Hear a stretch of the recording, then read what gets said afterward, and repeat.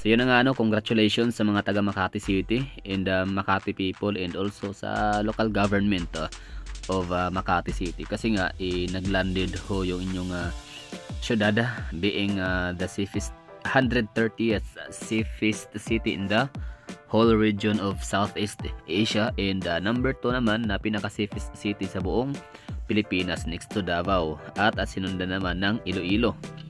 So yun, bali Makati City is located in the National Capital Region. Ibig sabihin na nasa ano po siya, no, kabisira ng Pilipinas na rehiyon. Pero still na-manage pa rin ho nila na maging ligtas, papanatiling safe city and livable city pa rin ang kanilang syudad.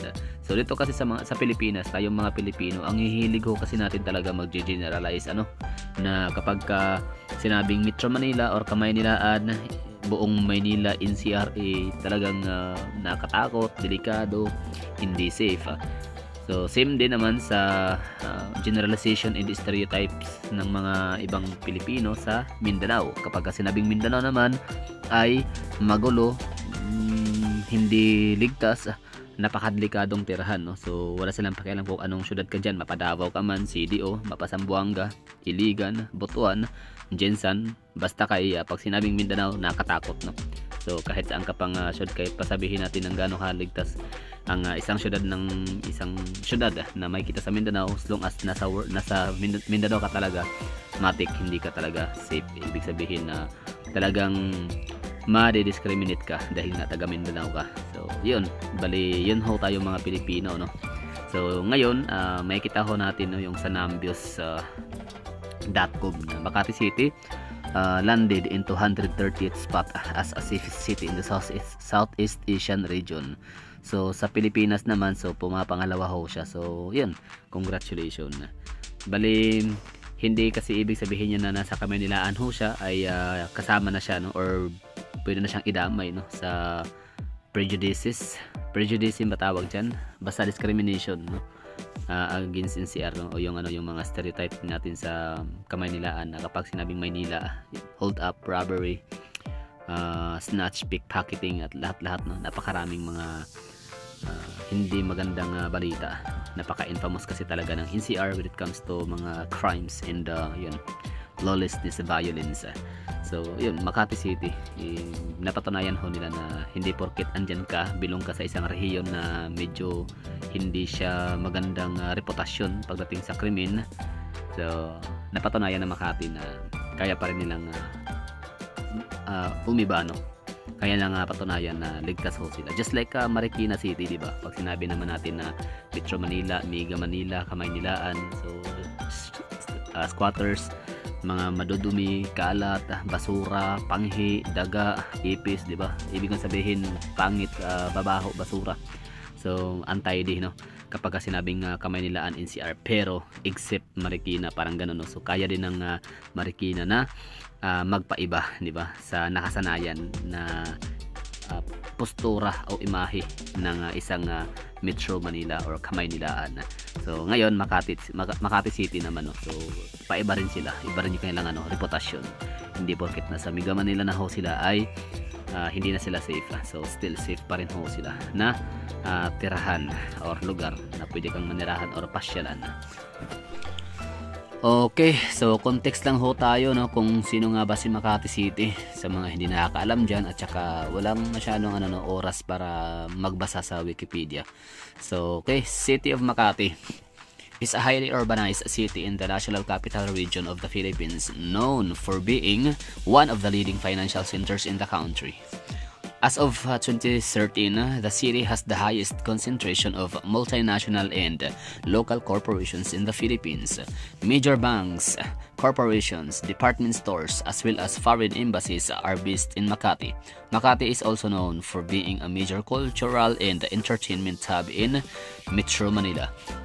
According to the 2020 census, it had a population of 629,616 people, making it as the 47th most populous city in the country and ranked as the 43rd most densely populated city in the world.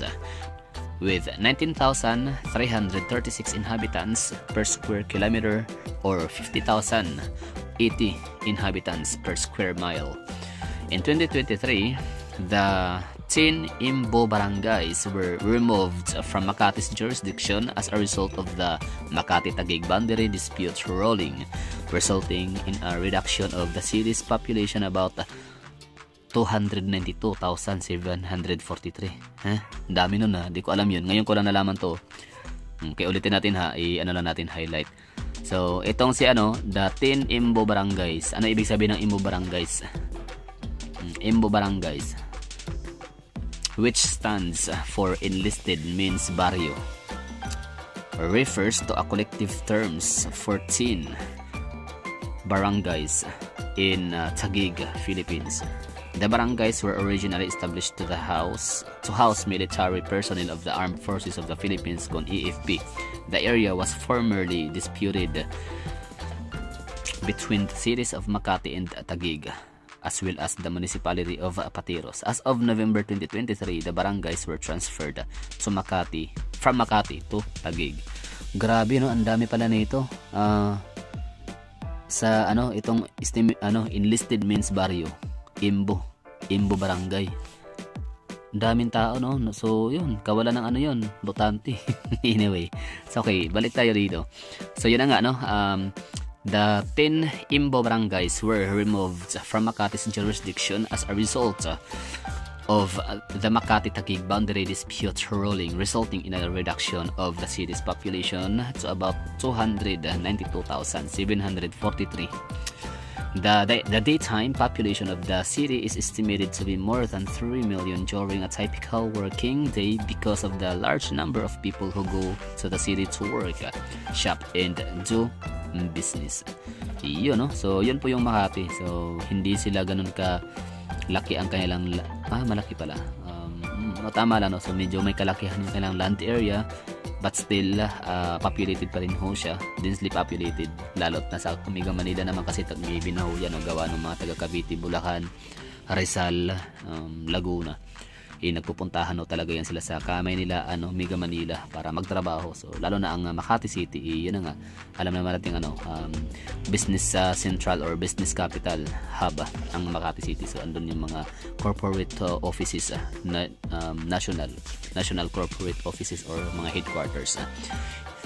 Okay, so yun na ang ating context about Makati City. So ano sa tingin nyo, no? Kayo ba'y nakatira pa sa Makati? Kaway-kaway dyan, or shout out, or I'm calling on the people na nanonood at saka nakikinig ngayon sa ating vlog na to na minsang nakatira sa Makati City. Let me know in the comment box.